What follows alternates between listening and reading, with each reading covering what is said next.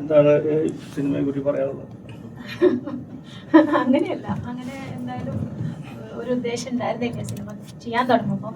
ഞങ്ങൾ വേറൊരു കുറച്ചൊരു വലിയ സ്കെയിലിൽ ഒരു സിനിമയായിട്ട് തുടങ്ങിയതായിരുന്നു. അത് അതിൻ്റെ 2 മാസത്തെ പ്രീ പ്രൊഡക്ഷൻ നടന്നുകൊണ്ടിരിക്കുമ്പോഴാണ് ജയസൂര്യ ആയിരുന്നു അതിനകത്ത് ഉണ്ടായിരുന്നത്. അങ്ങനെ കുറച്ച് ഫാസ്റ്റായിട്ട് പോയിക്കൊണ്ടിരിക്കുന്ന ഒരു സിനിമയുടെ 2 മാസത്തെ പ്രീ പ്രൊഡക്ഷൻ നടക്കുകയും പെട്ടെന്ന് അതൊരു പെർട്ടിക്കുലർ ഒക്കേഷനിൽ വെച്ചിട്ട് പെർട്ടിക്കുലർ ആയിട്ടുള്ള ഒരു പ്ലേസ് ആയിരുന്നു അതിന് ഉണ്ടായിരുന്നത്. അപ്പോൾ അവിടെ ഷൂട്ട് നടത്താൻ പറ്റാത്തൊരു സാഹചര്യം വരികയും ചെയ്തു.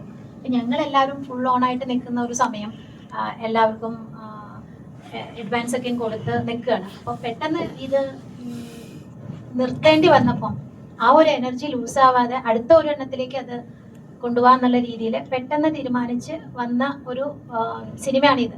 ആ സിനിമയിൽ ഞാനല്ലായിരുന്നു മെയിൻ ക്യാരക്ടർ ചെയ്യാനിരുന്നിരുന്നത്.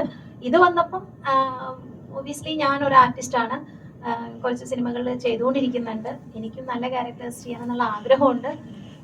ഞാൻ ആവശ്യപ്പെട്ടിട്ട് കിട്ടിയതല്ല, റൈറ്റർ ഡയറക്ടർ എൻ്റെ അടുത്ത് പറഞ്ഞതാണ് ഇതന്നെ ചെയ്താൽ നന്നായിരിക്കുന്നു. പിന്നെ ഇതിൻ്റെ കഥ ഡെവലപ്പ് ചെയ്ത് വരുന്ന സമയങ്ങളിൽ നമ്മൾ ഒരുമിച്ച് ഒരുപാട് ഡിസ്കഷൻസ് വരെയും അതിൽ നമ്മുടേതായ ഇൻപുട്ടുകൾ വരെയും ഉറപ്പായിട്ടും ഒരു സ്ത്രീയെ ആംഗിളിൽ പറയുന്ന കഥയിൽ ഒരു സ്ത്രീയുടെ ഒരു ഇൻവോൾവ്മെന്റ് ഉള്ളത് നല്ലതാണെന്ന് ഉള്ള പുള്ളിയുടെ ഒരു ഇതിന്റെ ഭാഗമായിട്ട് ഞാൻ കൂടെ അതിൽ കുറച്ച് സമയം ഉണ്ടായിരുന്നു. അപ്പം ആ ഒരു ഇതിൽ പുള്ളി തീരുമാനിക്കുന്നതാണ് ധന്യ ഈ ക്യാരക്ടർ ചെയ്താൽ നന്നായിരിക്കുന്നു. ഉറപ്പായിട്ടും എനിക്ക് ചാലഞ്ച് ആയിട്ടുള്ള ഒരു കാര്യമാണെങ്കിലും അത് എടുക്കുമ്പോഴാണല്ലോ ഞാൻ ആർട്ടിസ്റ്റ് എന്ന നിലയിൽ വലുതാവുന്നത്. അത് മാത്രമാണ് ഇതിലേക്ക് വരാനുണ്ടായത്. ഓൾറെഡി നമ്മൾ ഒരു പ്രൊഡക്ഷൻ ഹൗസ് തുടങ്ങുകയും ആദ്യമായിട്ടൊരു സിനിമ ചെയ്യാൻ പ്ലാൻ ചെയ്ത് അതിന്റെ പകുതിയിൽ എത്തി നിൽക്കുകയും ചെയ്തിരുന്നു. അതിനുശേഷമാണ് ഇതിലേക്ക് മാറിയത്. ഇതായിരുന്നു സംഭവിക്കാനിരുന്നത്, സംഭവിച്ചു, അത്രേ ഉള്ളൂ. അതിന് പോസ്റ്ററിലെ ഒരു കണ്ണില് ഇൻസ്റ്റാഗ്രാമിലൊരു പടം, അതെന്താ, അതെന്ത് സൂചിപ്പിക്കുന്നത്? അത് എന്നേക്കാൾ ആധികാരികമായി സംസാരിക്കുക. ഞാൻ മെസ്സേജ് വല്ലതുമാണോ അത് ആക്ച്വലി അതൊരു ഒരു കണ്ണ് സോഷ്യൽ മീഡിയയിൽ അല്ലെങ്കിൽ ഇൻസ്റ്റാഗ്രാമിൽ മൂടപ്പെട്ടതും ആ മൂടപ്പെട്ട കണ്ണിൽ നിന്നും തുറന്ന ഒരു കണ്ണിലേക്കുള്ള ഒരു ട്രാവലുമാണ് ആ പോസ്റ്ററിൽ നമ്മൾ ഉദ്ദേശിച്ചിരിക്കുന്നത്. ഇത് നമ്മുടെ ഞാൻ ആദ്യം പറഞ്ഞ കാര്യം തന്നെ, ഒരു സോഷ്യൽ മീഡിയ ഐഡന്റിറ്റിയിൽ നിന്നും ഒരു വ്യക്തിയുടെ ഒരു സ്വതന്ത്രമായിട്ടുള്ള ഒരു ഐഡന്റിറ്റിയിലേക്ക് അവരുടെ തന്നെ കഴിവുകളെ അവർ തിരിച്ചറിഞ്ഞ് അവരുടെ ഒരു അതിജീവനം, ആ ഒരു സംഗതിയാണ് സിനിമ പറയുന്നത്. കഥയുമായിട്ട് എന്തെങ്കിലും ഉണ്ട്. അങ്ങനെ തന്നെ ഒരു കോൺസെപ്റ്റ് ഡെവലപ്പ് ചെയ്തിട്ട് ഡിസൈൻ ചെയ്തത്. ഒരുപാട് അവാർഡുകൾ കിട്ടിയെന്ന് പറഞ്ഞു.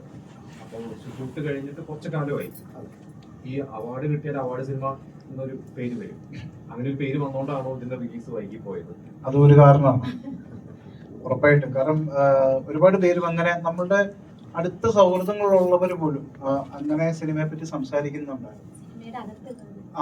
കാരണം ഇത് അവാർഡ് കിട്ടിയാൽ അവാർഡ് സിനിമ എന്തോ മോശം കാര്യം എന്നുള്ള രീതിയിലാണ് ആൾക്കാർ ചിന്തിക്കുന്നത്. പക്ഷെ ഒരു ഗംഭീരമായ ആർട്ട് സിനിമകൾ ഉണ്ടായിട്ടുള്ള നാടാണ് നമ്മുടേത്. മലയാളം സിനിമകളിൽ നിന്ന് എത്രയോ ഗംഭീര സിനിമകൾ ഉണ്ടായിട്ടുണ്ട്. ആളുകളെ കൊതിപ്പിക്കുന്ന, ആളുകളെ ഉള്ളലിയിപ്പിക്കുന്ന എത്രയോ സിനിമകൾ ഉണ്ടായിട്ടുണ്ട്. പക്ഷെ നമ്മുടെ ഒരു സൊസൈറ്റിയുടെ ഒരു പ്രശ്നമായിട്ട് തന്നെ അത് മാറിയിട്ടുണ്ട്. അവാർഡ് സിനിമ എന്ന് പറഞ്ഞാൽ എന്നാണ്ട് ഉറക്ക സിനിമയാണ്, ഉറക്കഗുളികയാണ് എന്നാണ് ആൾക്കാർ പറയുന്നത്. ശരിയാണ്, ഇന്നത്തെ കാലത്ത് ആളുകൾക്ക് സിനിമ ക്യാപ്സ്യൂൾ പരുവത്തിൽ കിട്ടിയാൽ അത്ര നല്ലതെന്ന് വിശ്വസിക്കുന്ന രീതിയിലാണ് പോയിക്കൊണ്ടിരിക്കുന്നത് ഇന്നത്തെ റീൽസ് കാലഘട്ടത്തിൽ. പക്ഷെ അതിനപ്പുറത്ത് സിനിമയ്ക്ക് സിനിമയുടേതായ ഒരു നിലനിൽപ്പുണ്ട്. സിനിമ അഡ്രസ്സ് ചെയ്യുന്ന കുറെ വിഷയങ്ങളുണ്ടാവും. ഒരു സിനിമയ്ക്ക് ഒരുപാട് കാര്യങ്ങൾ ഒരു സമൂഹത്തോട് പറയാനുണ്ടാവും. ഇങ്ങനെയുള്ള കാര്യങ്ങളൊക്കെ ഉണ്ട്. അപ്പം നമ്മുടെ സിനിമ ഒരു കൊമേഴ്ഷ്യൽ ആയിട്ടുള്ള ഒരു സിനിമ തന്നെയാണ്.